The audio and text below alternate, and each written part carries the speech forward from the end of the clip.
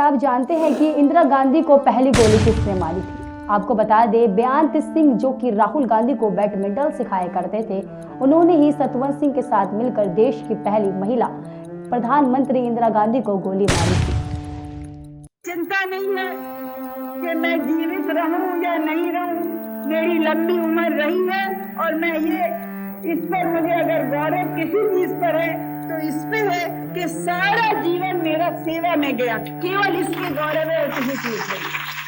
और जब तक मुझमें सांस है तब तक सेवा ही में जाए, और जब मेरी जान जाएगी तो मैं कह सकती हूँ कि एक एक खून का खतरा जितना मेरा है, वो एक एक खून एक भारत को जीवित करेगा, भारत को मजबूती देगा।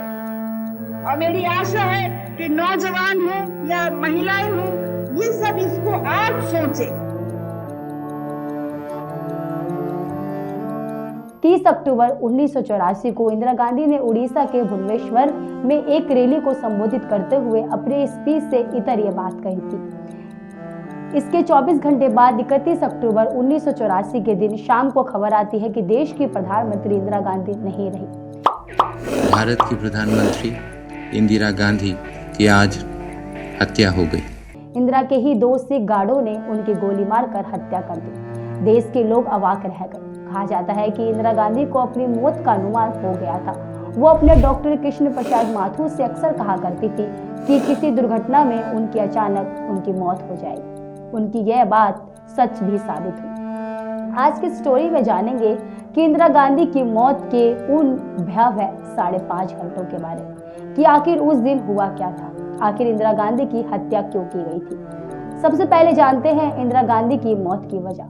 बात 38 साल पुरानी है। पंजाब में सिख आतंकवाद अपने चरम पर था। इसका नेतृत्व जरनैल सिंह भिंद्रावाले कर रहा था, जो भी स्वर्ण मंदिर में बैठकर 5 जून 1984 को उस वक्त की प्रधानमंत्री इंदिरा गांधी सिख आतंकवाद को खत्म करने के लिए ऑपरेशन ब्लू स्टार शुरू करने का आदेश दिया। ऑपरेशन में भिंद्रावाले सहित कई और की मौत हुई। ऑपरेशन में स्वर्ण मंदिर के कुछ हिस्सों को क्षति पहुंची। इससे सिख समुदाय का एक तबका इंदिरा से नाराज हो गया था। ऑपरेशन ब्लू स्टार के बाद से खुफिया ब्यूरो को लगातार इंदिरा गांधी की हत्या की साजिश रचे जाने की इनपुट मिल रही थी। इसी के चलते रॉ के पूर्व प्रमुख RN कॉब को PM का सुरक्षा सलाहकार बनाया गया। इसके बाद इंदिरा गांधी ने सुरक्षा दस्ते से बेअंत सिंह जैसे सिख गार्डों को हटाकर दिल्ली पुलिस में वापस भेज दिया गया था। वरिष्ठ पत्रकार सगारी घोष अपने एक article she handpicked him he shot her dad में लिखते हैं, इंदिरा गांधी ने सोचा कि सिख गार्डों को हटाने से जनता के बीच उनकी सिख विरोधी छवि बनेगी। लिहाजा उन्होंने दिल्ली पुलिस को अपने सिख गार्डों को बहाल करने का आदेश दिया, जिसमें बेअंत सिंह भी शामिल था। अब आप सोच रहे होंगे कि वो तो प्रधानमंत्री थी और उन्हें जान से मारने की धमकियां भी मिल रही थी, तो उन्होंने बुलेट प्रूफ जैकेट तो पहनी ही होगी। 31 अक्टूबर 1984 को सर्द सुबह अच्छी धूप खिली हुई थी। इंदिरा के लिए यह काफी बिजी शेड्यूल वाला दिन था। उन पर एक डॉक्यूमेंट्री बनाने पीटर उस्त्रीनोव आए हुए थे। दोपहर में पूर्व ब्रिटिश PM जेम्स कैलाहन के साथ मीटिंग तय थी। इसके बाद राजकुमारी एनी के साथ डिनर का प्रोग्राम तय था। 1966 में इंदिरा गांधी के प्रधानमंत्री बनने के बाद उनके डॉक्टर है कृष्ण प्रसाद माथुर कहते हैं कि वो इंटरव्यू के लिए तैयार हो रही थी। ब्यूटिशियन उनका मेकअप करने में मशगूल थी। सुबह के 9 बजे थे। इंदिरा गांधी तैयार होने के बाद अपने घर एक सफदरजंग रोड से अपने ऑफिस बगल में बंगले एक अकबल रोड पर जाने को उठी। यहाँ पर पीटर उस्तीनोव उनका इंतजार कर रहे थे। धूप से बचने के लिए कांस्टेबल नारायण सिंह एक छाता लेकर उनके बगल में चल रहे थे। उनके जस्ट पीछे उनके PA RK धवन और निजी सेवक थे। वह हमेशा की तरह काफी सुंदर दिख रही थी। उन्होंने इस दौरान ब्लैक बॉर्डर वाली केसरिया रंग की साड़ी पहनी थी। उन्होंने साड़ी के मैचिंग की ब्लैक सैंडल भी पहन रखी थी। कैमरे पर फोटोजेनिक होने के लिए उन्होंने अपने बुलेट प्रूफ जैकेट नहीं पहनी थी। उस दौरान धमकियां मिलने के चलते उन्हें बुलेट प्रूफ जैकेट पहनने के लिए कहा भी गया था। जैसे ही इंदिरा गांधी एक अकबर रोड को जोड़ने वाले विकेट गेट पर पहुंची, उन्होंने धवन के कान में कुछ कहा। गेट पर इंदिरा गांधी के सुरक्षा गार्ड सब इंस्पेक्टर बेअंत सिंह और सत्री बूथ पर कांस्टेबल सतवंत सिंह स्टैगर लेकर खड़े थे। इंदिरा ने हमेशा की तरह आगे बढ़कर बेअंत और सतवंत को नमस्ते कहा। इतने में बेअंत ने .38 बोन की सरकारी रिवॉल्वर इंदिरा गांधी पर तान दी। तभी इंदिरा गांधी बोली, तुम क्या कर रहे हो? सेकंडों की खामोशी के बीच बेअंत सिंह फायर करता रहा। गोली इंदिरा के पेट में लगती है। इसके बाद बेअंत 4 और गोली इंदिरा गांधी पर दागता है। बेअंत सिंह की दूसरी तरफ एक और सिख गार्ड 22 साल का सतवंत सिंह अपनी स्टे गन लेकर खड़ा था। सतवंत यह सब देखकर घबरा गया। तभी बेअंत चिल्लाता है, गोली मारो। यह सुनते ही सतवंत अपनी 25 गोलियां इंदिरा गांधी के सीने में उतार देता है। इस दौरान सक पाए धवन स्टैचू बनकर खड़े रहे। धवन उस घटना को याद करते हुए कहते हैं, मैं उस दिन के बारे में सोचता हूँ तो पागल हो जाता हूँ। मैं इसके बारे में नहीं सोचने की कोशिश करता हूँ। वह बताते हैं कि सतवंत ने इंदिरा गांधी के जमीन पर गिरने के बाद भी फायरिंग जारी रखी। इसी बीच धवन और अन्य सुरक्षाकर्मी खून से लथपथ इंदिरा की ओर भागे। बेअंत और सतवंत ने बिना किसी पछतावे के अपने बंदूक नीचे गिरा दिए। बेअंत ने कहा, मुझे जो करना था मैंने कर दिया, अब आपको जो करना है वो करिए। अब तक ITBP के जवान आ चुके थे। उन्होंने बेअंत और सतवंत सिंह को अपने कब्जे में ले लिया। इसी दौरान रहस्यमय तरीकों से बेअंत सिंह को गोली मार दी गई और उसकी तुरंत मौत हो गई। कुलदीप नैयर अपनी किताब एक जिंदगी काफी नहीं है में लिखते हैं, धवन ने एम्बुलेंस ड्राइवर को आवाज लगाई, लेकिन दूसरी तरफ से कोई आवाज नहीं आई। उन्होंने इधर उधर देखा, लेकिन कोई दिखाई नहीं दिया। प्रधानमंत्री के घर पर तैनात एम्बुलेंस का ड्राइवर उस वक्त चाय पीने के लिए बाहर गया था।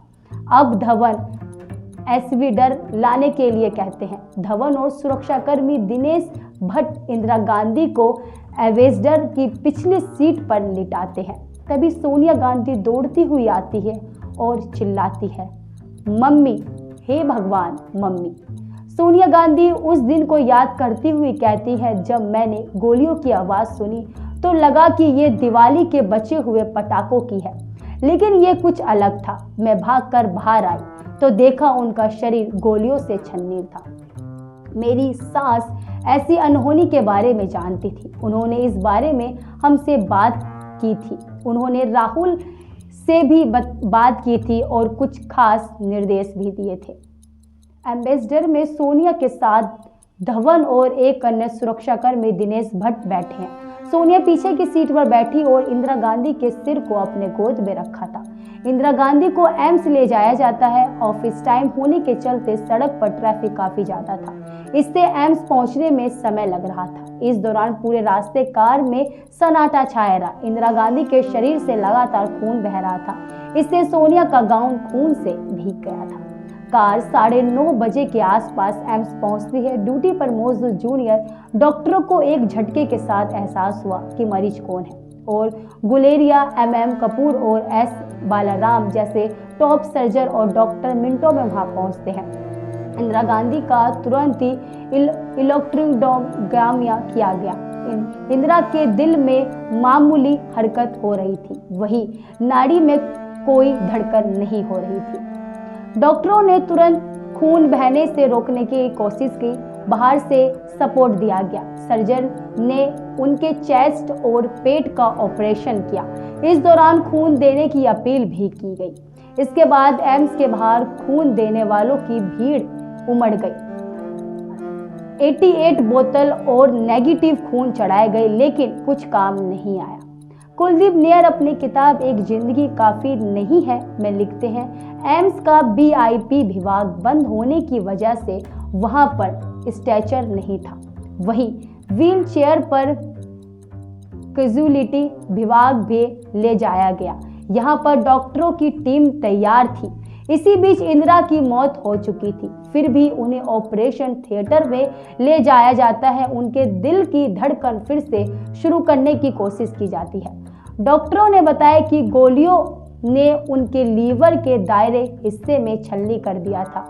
उनकी बड़ी आंत में 12 के करीब छेद हो गए थे और छोटे आंत को काफी नुकसान पहुंचा था। उनके एक फेफड़े में भी गोली लगी थी और रीढ़ की हड्डी भी गोली के असर से टूट गई थी। सिर्फ उनका हृदय सही सलामत था। उनके शरीर पर गोलियों के 30 निशान थे और 31 गोलियां इंदिरा गांधी के शरीर से निकाली गई। राजीव गांधी भी तब तक दिल्ली पहुंच गए। राजीव गांधी उस वक्त पश्चिम बंगाल में चुनाव प्रचार के लिए गए थे।